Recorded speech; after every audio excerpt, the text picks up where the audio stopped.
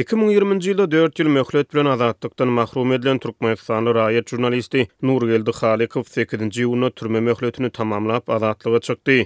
Bu barada garaşly Türkmen Okot News neşri habar berýär. Halikow koronavirus pandemiýasy bilen bagly ýagdaýlary öwrenmek üçin 2020-nji ýylyň iýulyna Türkmenistana sapar eden Bütün Dünýä Saglyk Goraýyş Guramasynyň ýörüýte missiýasynyň agzalarynyň Aşgabatyň ýyldyz mihmanhanasyna düşürilen suratyny Türkmen Okot News neşrine ýetirenden soňra häkimetler tarapyndan tutsuk edildi. Aşgabatyň bagtyarlyk etrap kadyet şol ýylyň sentýabryna kezaplykda günä bildirilen Halikowy 4 ýyl möhlet bilen azatlykdan mahrum etmek barada höküm çykardy. Türkmen Okot News neşri raýat jurnalistiniň toslama aýplamalar bilen türme tutsaklygyna höküm edilendigini aýtdy. Neşre görä Halikow ceza möhletini Lewap welaýatynyň umumy düzgünlüği LBE Drop 12 türmesine ýerine ýetirdi. Häzirki wagtda Murat Durşemow, Allamrat Körhanow we Murat Uwezow ýaly aktivistler şol sany 2023-nji ýylyň dekabryna Russiýada ýitirim bolan mälik berdi. Allamrat hem bu türmede saklanýan ekeni. Soňky 4 ýylyň dowamyna adam hukuklaryny goraýjy guramalar we aktivistler Nurgeldi Halikowyň azatlyga goýberilmegine ýygyderli çagyryş etdiler. Raýat jurnalist 2017-2020-nji ýyllar aralygyna Türkmen Okot News neşri bilen hyzmatdaşlyk edipdir.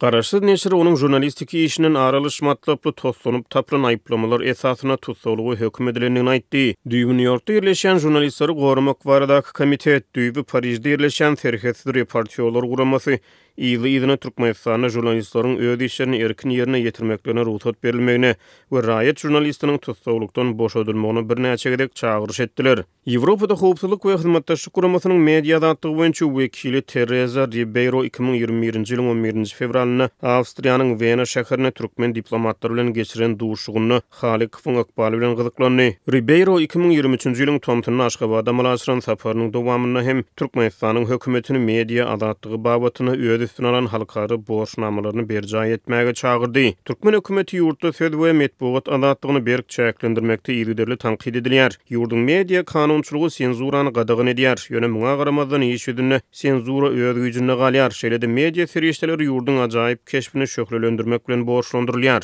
Medeniýet azatlygy boýunça halkary hasabatlarda Türkmenistan pes görkezjileri nasip bolýar. Serhetsizdir reportýorlar guramasynyň 3-nji maý Bütün Dünýä Medeniýet azatlygy gününe çap eden iň soňky hasabatyna Türkmenistan 180 ýurdun arasyna 175-nji oruna ýerleşdirildi. Soňky ýyllarda dünýäniň köp sany beýleki ýurtlaryna hem medeniýet azatlygynyň ýagdaýynyň yaramazlaşýan döwrüne Türkmenistan öňki ýyllar bilen deňeşdirilenine bu ugurda iňizda korunlardan arany açmaga çalışýar. Türkmenistan bu hasabat 2023-nji ýylda 176-njy, 2022-nji ýylda 177-nji, 2021-nji ýylda 178-nji we 2020-nji ýylda bolsa ýyzdan 2-nji oruna 179-njy oruna ýerleşdirilipdi.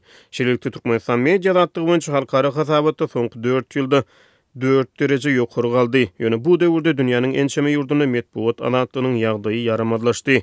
Bu aralykda raýat jurnalisti soňky 4 ýylyny türmede geçirdi. Jurnalistleri goramak baradaky komitet 2021-nji ýylda Nurgeldi Halikowy tutdagdaky jurnalistler sanyny goşdy. Komitet soňky sapar 2023-nji ýylyň dekabryna bu iş boýunça Türkmenistanyň içeri işler ministrliginden hem de Aşgabat şäheriniň bagtyarlyk etrap kadyetinden tesbir alyp bilmendir. Azatlyk radio hem Nurgeldi Halikowyň ýagdaýy boýunça türkmen resmiýetlerinden tesbir alyp bilmeýär.